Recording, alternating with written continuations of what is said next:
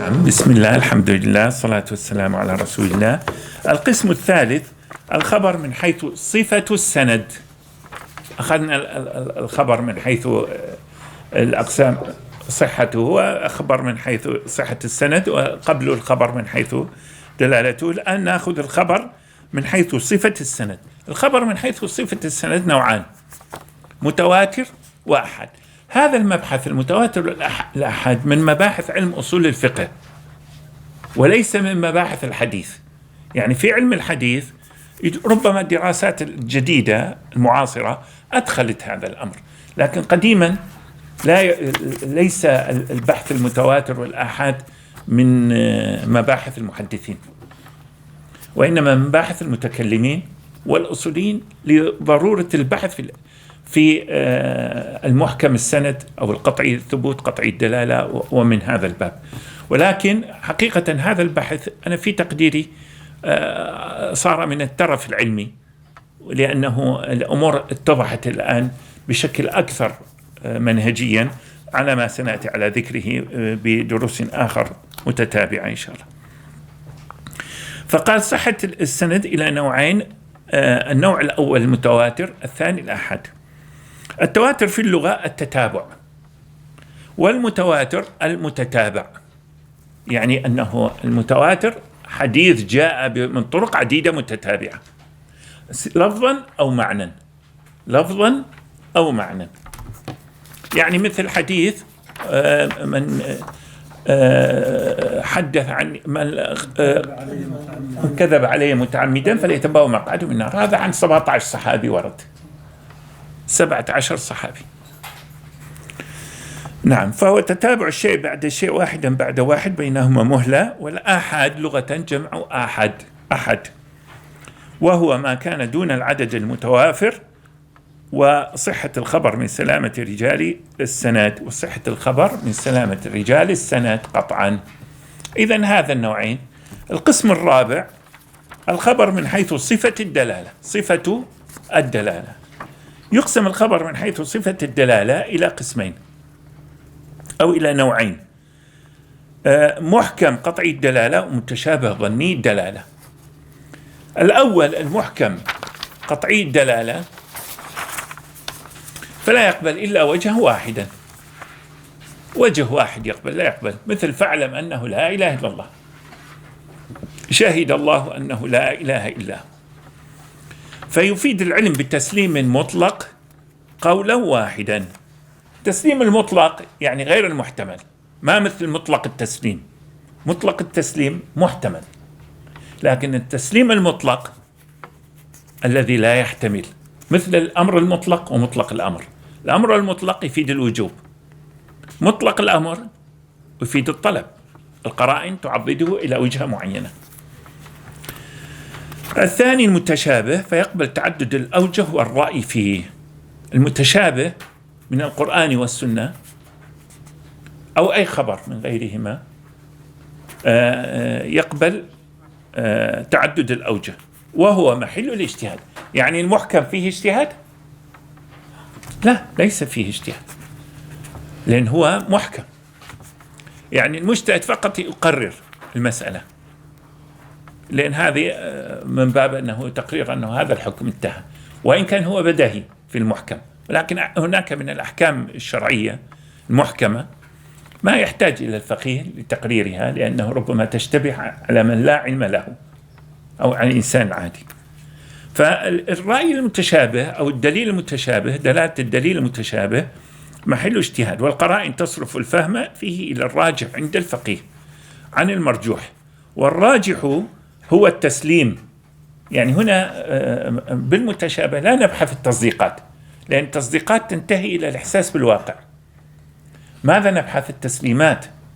التسليم وين ينتهي؟ إلى صدق المخبر. يعني هذه ملاحظة لا بد منها نلاحظها، أن التصديق ينتهي وين؟ إلى الإحساس بالواقع. التسليم ينتهي وين؟ إلى صدق المخبر. التصديق يقبل الجدل العقلي والفكري، جدل العقلي والفكري. التسليم لا يقبل الجدل العقلي، لأنه لا ينتهي إلى الإحساس بالواقع، وإنما يقبل الجدل الفكري، لأنه ينتهي إلى صدق المخبر. يعني كل مباحث الفقهاء هي جدل فكري. استدلال هو نوع من الجدل. نعم. بقبول معناه بالظن أنه الواجب من الشرع أو غلبة الظن أو غلبة الظن، مع وجود احتمال الصواب في المرجوح. يعني وذاك نحن حين نتبنى الأحكام الشرعية العملية المظنونة ماذا نقول؟ رأي صواب يحتمل الخطأ، والرأي الآخر خطأ يحتمل الصواب. والتسليم المطلق والتسليم بالظن كلاهما قبول دلالة الخطاب الشرعي من غير منازعة عقلية حتما كما أوضحنا، وإلا خرج العقل من حال كونه آلة لفهم الشريعة وأداة لإدراك الحكم الشرعي إلى مشرع أيضا، وهذا لا يقوله أحد من الفقهاء والأصوليين. هنا ملمح نقف عنده. كثير من الناس يجعل العقل أساس في التفكير وحاكم مطلق. لا، العقل في التشريع أداة للفهم وليس غير ذلك، فينبغي أن ننتبه إلى هذا. وهذا له قوانين وضوابط كما سنأتي عليها. كلما أخذنا بالضوابط كلما كان عقلنا يشتغل كمتشرع بشكل منضبط أكثر. وذاك أحيانا الناس يعني يستدلون بآية أو حديث على غير موضعه، وهو لا يعلم قواعد الاستدلال والفهم، لأنه لا يمتلك فصاحة اللسان. العربي بزمن الرسول صلى الله عليه وسلم، أو الذي تلقى الإسلام زمن الرسول صلى الله عليه وسلم، فصاحة اللسان عنده. حتى العاجم الذين يعني ليسوا من العربي وهم عاشوا بين العربي زمن النزول في قريش، لسان قريش، يتلقونهم بالفصاحة لأنه هذا المعهود عندهم. نعم. وعلى هذا فالخبر هو النبأ المسند قطعي الثبوت والدلالة، أو ظني الثبوت والدلالة، أو قطعي الثبوت ظني الدلالة، أو ظني الثبوت قطعي الدلالة. أربعة أحوال. ومدار واضحة ما إن شاء الله. ومدار النظر فيه بالفكر في الخطاب لإفادة الحكم على سبيل اعتقاد المجتهد أو على ما غلب عليه ظنه إن كان متشابها. هنا من نبحث المتشابه لابد من مجتهد، يعني ليس أنا وأنت من غير أهل الاجتهاد نقول في المسألة، لكن ممكن نتلقى، ما يخالف نتلقى، ولكن من أين؟ من المجتهد. ولذلك في حديث علي بن أبي طالب رضي الله عنه وحديث أنس محمد بن سيرين وغيرهم أنه الرسول صلى الله عليه وسلم ماذا قال؟ قال إن هذا العلم دين فانظر عمن تأخذ. هذا السيوطي خرج الحديث ب50 طريق، واحد حسن، يعني فيها طريق حسن.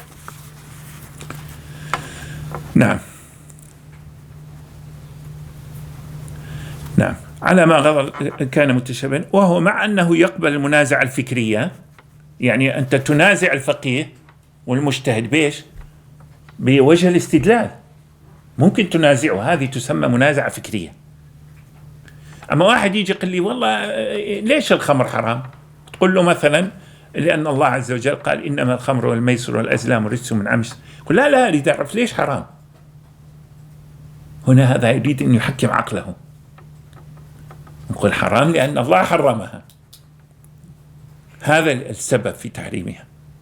أما ما تبحث عن المصلحة والمفسدة، هذه منازعة عقلية للأحكام الشرعية، وهذا لا ينبغي من إنسان راشد عاقل، إنسان واعي فاهم. تمام إن شاء الله. المنازعة الفكرية في إثبات الدلالة الشرعية على الواقع، فإنه لا يقبل المنازعة العقلية، لأن المنازعة العقلية غير مطلوبة هنا، ومحلها في قضايا أصول الدين في إثبات الرسالة والمرسل. إذن هذا من حيث الحكم الشرعي، دلالة الخبر من حيث صفة الدلالة. المطلب الثاني، احنا قلنا هناك 4 مطالب في الأخبار، خلصنا المطلب الأول انتهينا منه. المطلب الثاني حجية خبر الآحاد والخبر المتواتر. الحجية في الإثبات والنفي، يعني نقول هذا الكلام حجة على العقلاء في الإثبات والنفي.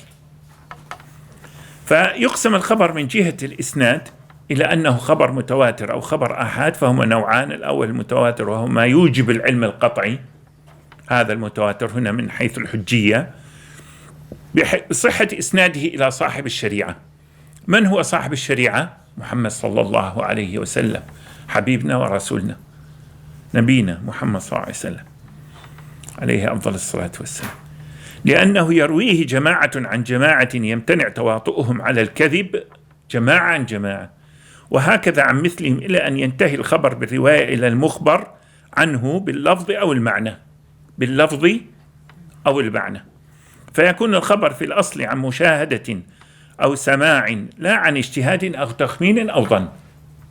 يعني مشاهدة والسماع، يعني يحكي فعل الرسول صلى الله عليه وسلم مشاهدة، يحكي قول الرسول صلى الله عليه وسلم سماع، ولذلك استعملنا أو. نعم. وإذا كان الخبر قطعي الدلالة فإنه يفيد التصديق الجزمي وجوبا، وإذا كانت دلالته ظنية فيفيد التسليم بيقين على حسب القرائن من القرآن أو السنة، يعني لابد أن يعضد بالأدلة. والخبر المتواتر لفظا هو ما اشترك رواته بلفظ واحد، مثل حديث من كذب علي متعمدا فليتبوأ مقعده من النار، وحديث المرء مع من أحب، هذا أيضا متواتر. والخبر المتواتر هو ما اختلف الرواة في ألفاظه مع توافقهم في معناه، مثل حديث المسح على الخفين وحديث الحوض، هذا حديث متواتر ولكن معنى وليس لفظا. نعم، طرق متعددة، نعم، تحافظ على المعنى لا على اللفظ. النوع الثاني خبر الآحاد، وهو ما يرويه واحد فأكثر دون الجمع الغفير. فالآحاد الخبر ما لم يبلغ التواتر أو ما لم يتواتر، سواء كان المخبر به واحد أو اثنين أو أكثر من الأعداد التي لا تشعر بأن الخبر دخل في حد التواتر، يعني لا نحس أنه هذا مقطوع به. فإسناده ليس قطعي الثبوت على ما سمع الراوي من صاحب الشريعة، فيدخله الاحتمال على ما هو معروف في المطولات. هناك تفصيل فيه حقيقة في المطولات من الكتب، ودلالته محكمة أو محتملة. فهو يقبل المنازعة الفكرية ولا يقبل المنازعة العقلية في ذات الدلالة، يعني في ذات الدلالة لا يقبل المنازعة العقلية، وإنما يقبل المنازعة الفكرية كدليل فقهية يعني. ويقبل المنازعة في بيان حال الرواة، حتما الرواة ما قطعا ينازع. ولذلك يعني من أساليب الفقهاء مسألة هذه، يعني أحيانا الفقيه الدليل يكون محتمل يعني، فكيف يتصرف معه؟ وجمع الأدلة لا يعاونه، فماذا يصنع؟ لا يعاونه جمع الأدلة، فلا بد أن يؤول أحد النصين، يتأول أحد النصين. فهنا يرجع إلى السند، فيرى أيهما الأقوى سندا يأخذ به. إذا تساويا ماذا يصنع؟ هنا يبدأ يبحث عن قرائن أخرى من أوجه مقاربة، وهذا بحث أشار إليه الإمام ابن حجر العسقلاني في الفتح، وبحث أصيل يعني حقيقة، هذا لم أقرأه عند غيره يعني. وهو يشير إلى هذا الفهم عن ابن العربي الأندلسي المالكي. نعم.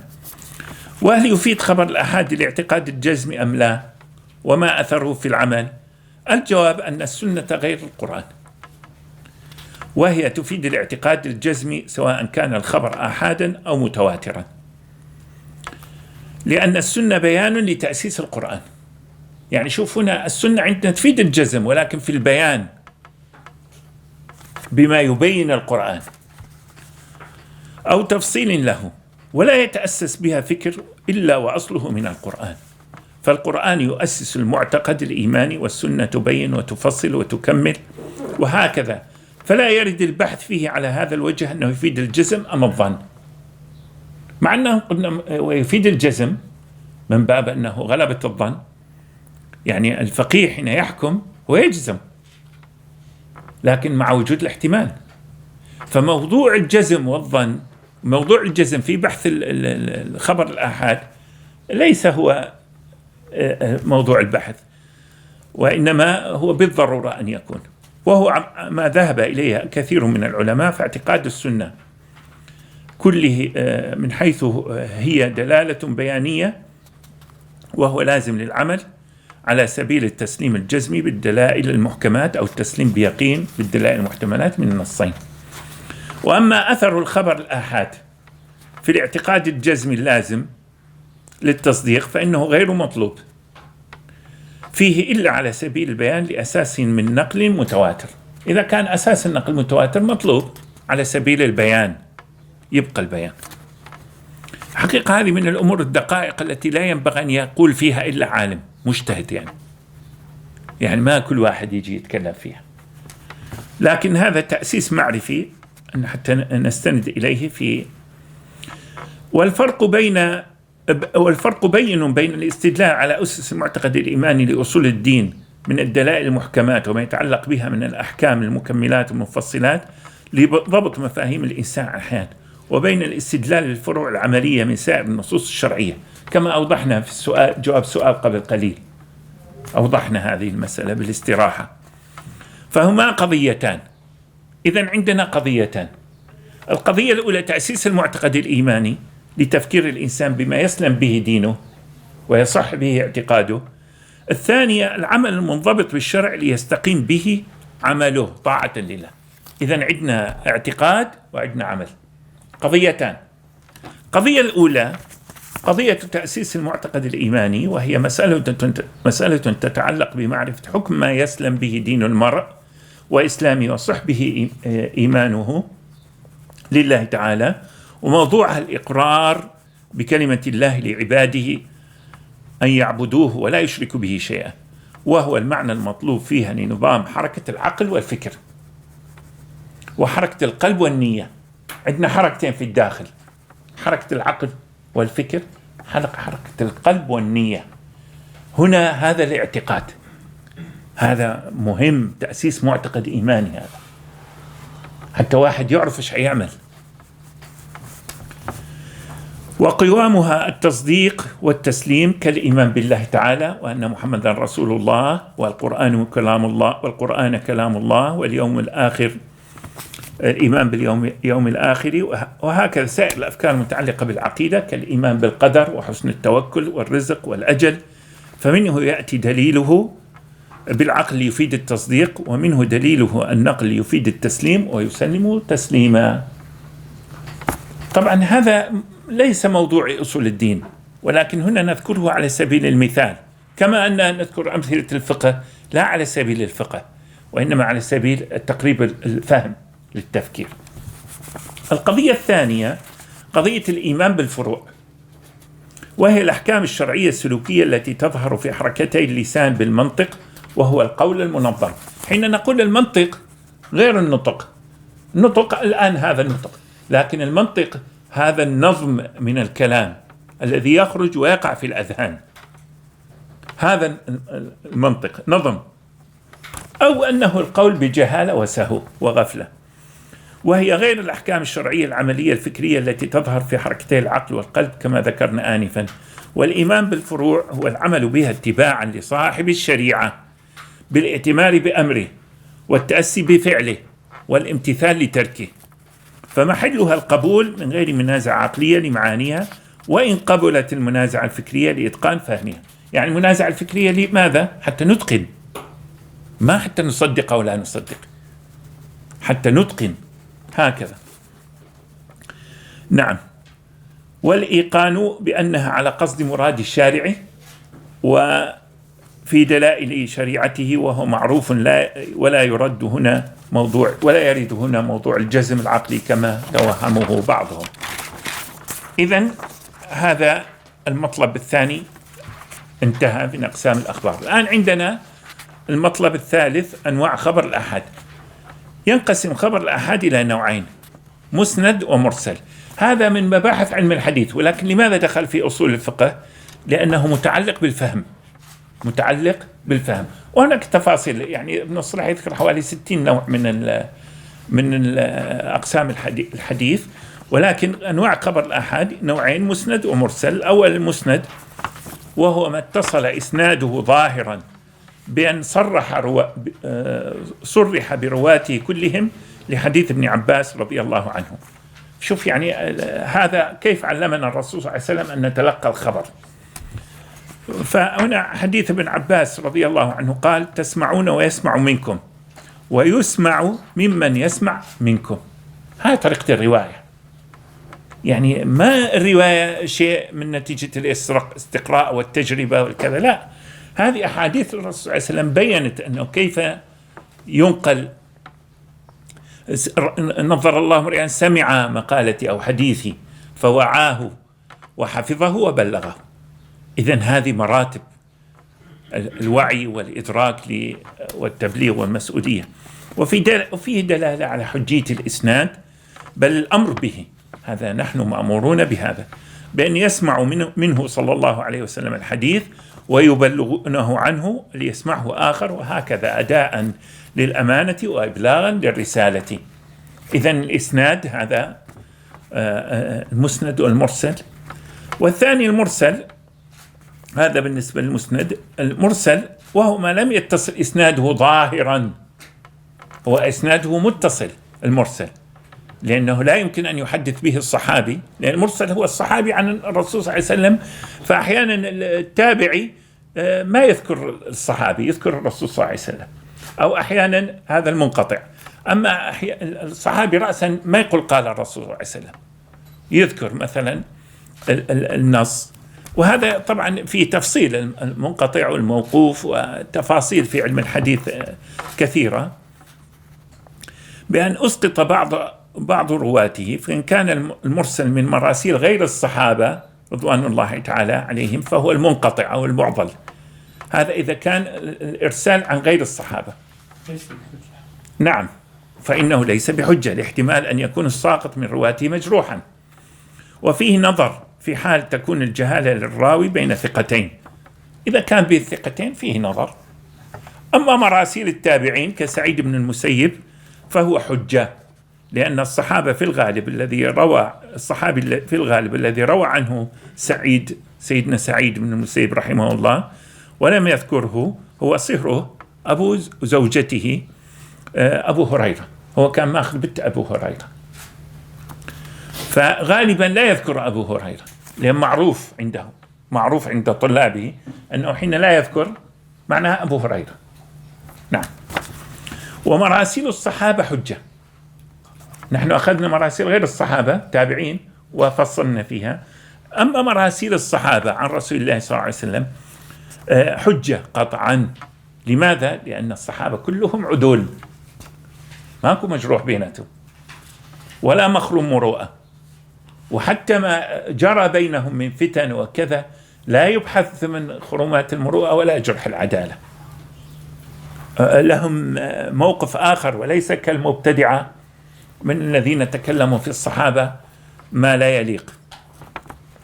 ولا يتهم بعضهم بعضا، وهو محل إجماع بين الصحابة وإن اختلفوا فكريا، فإنهم مأمونون على خبر رسول الله صلى الله عليه وسلم لحديث أنس رضي الله عنه قال: والله ما كل ما نحدثكم عن رسول الله صلى الله عليه وسلم سمعناه منه، ولكن لم يكن يكذب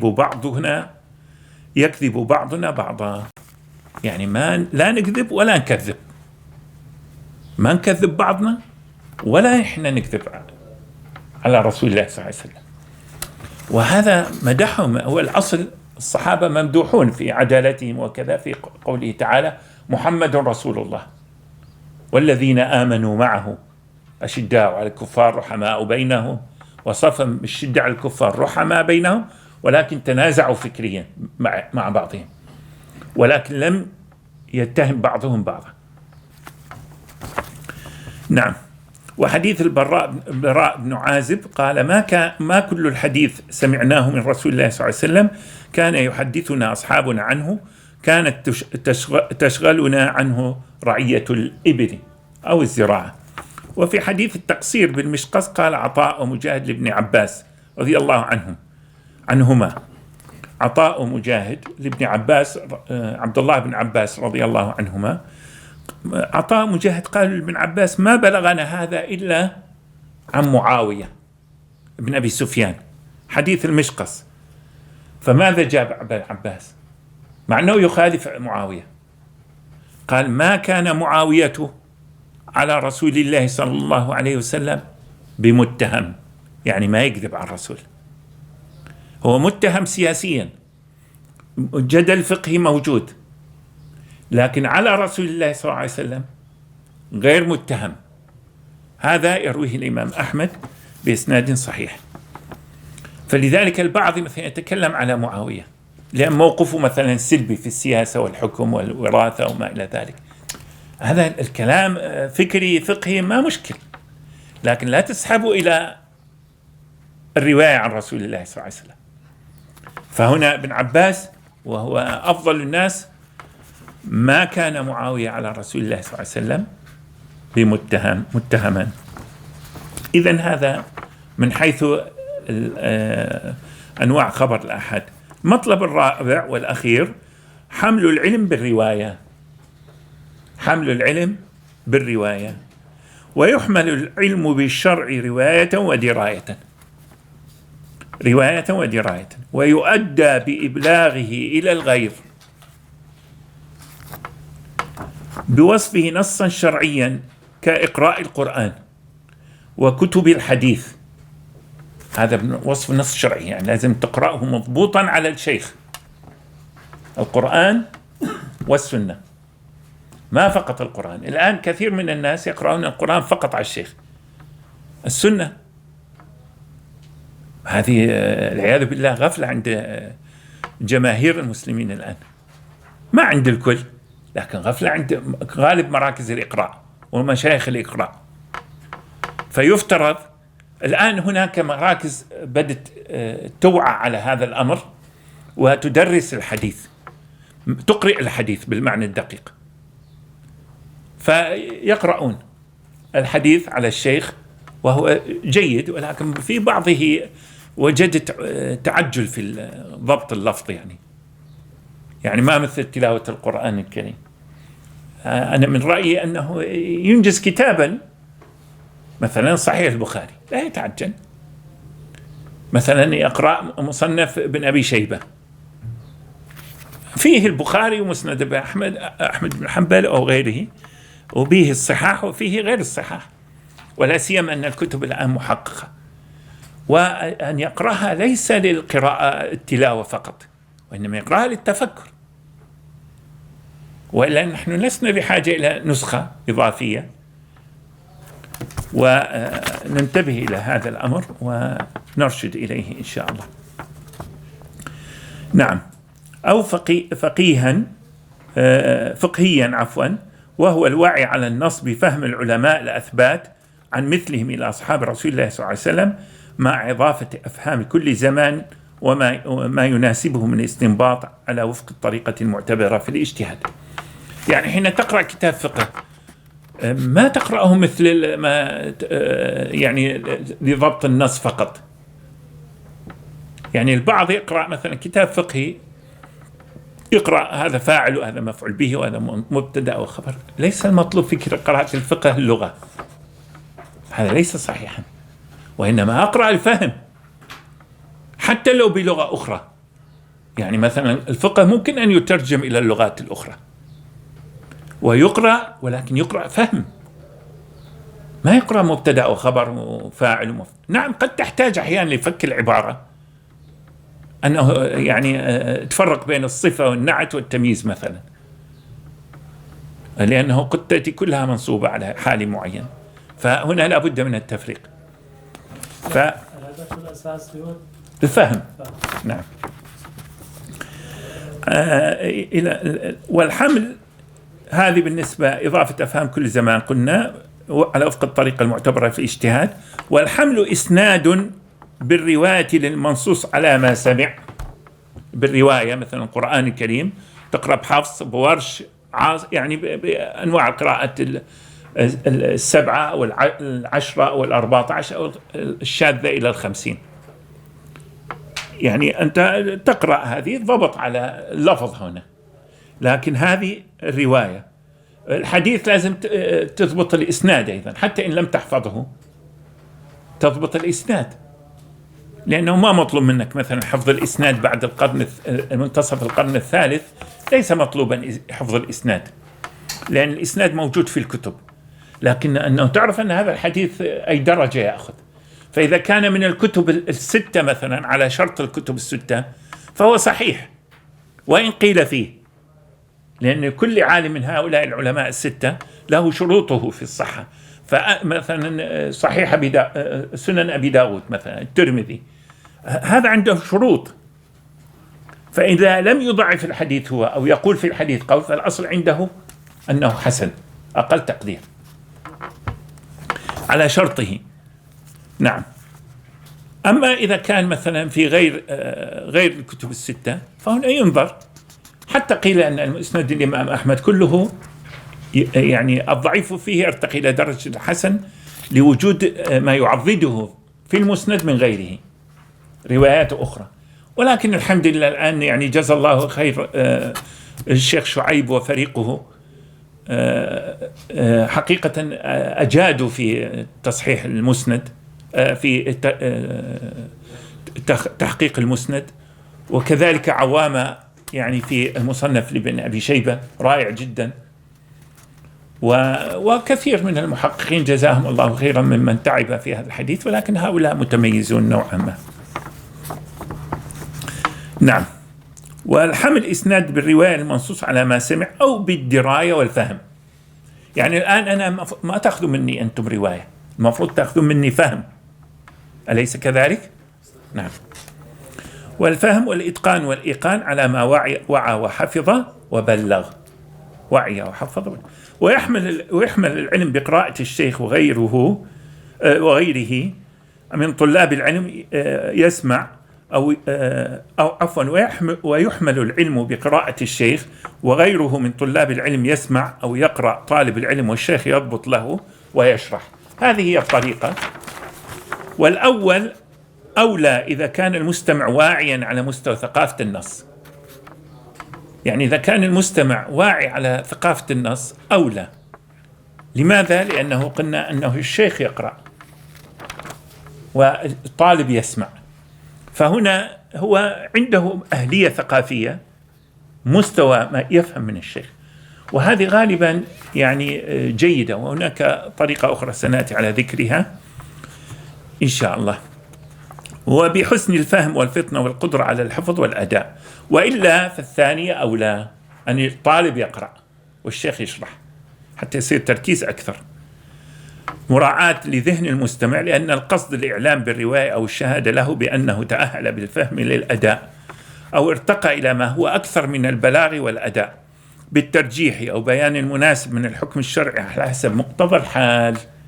وهذا طريق الإجازة عن الشيخ رواية للنص أو الفهم عنه أو الشهادة له بأنه أهل لما تعلم ويليق به الاجتهاد، يعني الوجادة أو الوجادة. أحيانا الشيخ يعني الطالب يأتي ويريد أن الشيخ أن ينبه الطالب، طالب جيد مثقف فاهم ملم، ولكن في مثابات في تفكيره غير جيدة تحتاج إلى لطافة وتدقيق. فماذا يعمل الشيخ؟ يقول له اشرح لي الموضوع، يقوم يشرح الطالب، ما الشيخ يشرح، طالب يشرح، يستوقفه، لأن الطالب هنا يشرح بماذا؟ بفهمه، فيستوقفه عند هذه المثوبات. بغير طريقة لا يمكن للشيخ أن يصحح للطالب حتى وإن قرأ معه، لأن هذا فهم. فمن هنا تبدأ نسميها عملية التخلية. هذه عملية التخلية للمثوبات غير الجيدة، والتنقية والتصفية والتنقية، ثم التحلية. هذه ليست في السلوك فقط، وإنما في الفهم أيضا. ويحمل العلم بالوجادة بأن يجد الطالب، هذا ما ذكرناه، كتابا أو حديثا بخط معروف لصاحبه، وفي زماننا يجد بطباعة منضبطة على أصولها الخطية من محقق ومدقق نابه عالم مشهود له أو عرف بالتحقيق والضبط والإتقان، كما ذكرنا مسند الإمام أحمد شعيب أرناؤوط، والسنن أيضا حقق رحمة الله عليه وبارك الله في فريقه، فيقرأ منه ويأخذ وهو أهل لذلك. ومع هذا فإنه يعد منقطعا لشائبة الاتصال ما لم يشهد له به شيخ هو من أهل الشهادة فيجيزه. يعني إذا ما يروح عند شيخ يجيزه أش نعتبر منقطع. ويقول الطالب أجازني أو أخبرني إجازة، وإجازة رواية النص إجازة إسناد أمانة إلى أهلها، وإجازة رواية الفهم فهي تشمل الأولى وهي إجازة إسناد أمانة لمستحقها بالتعلم والوعي والفطانة والفهم، فهي إجازة عالم بأمانة إسناد العلم والفقه فيه وما يترتب عليه من لازم الفتوى والعمل بالتقوى. أرجو أن وصلت الفكرة. لماذا ذكرنا هذا الملمح في أصول الفقه هنا؟ لماذا ذكرناه؟ هذا من علم الحديث، بس هذا الاختيار هنا ذكرناه في علم أصول الفقه حتى ننبه بأنه الفهم رواية موجود وهو الأصل، ولا واحد يفهم من نفسه ويتكلم إلا إذا أذن له شيخه، قال الآن أنت بلغت النصاب وتمكنت من الفهم فلك أن تقول، ولكن تنتبه على الضوابط والاستحضار، ولا يغرنك جهل ولا تجاهل. وصلى الله على سيدنا محمد وعلى آله وصحبه وسلم. إذا كان هناك سؤال أو بيان فأنا حاضر إن شاء الله على ما وسعني فهمي وعلمي، وبارك الله فيكم.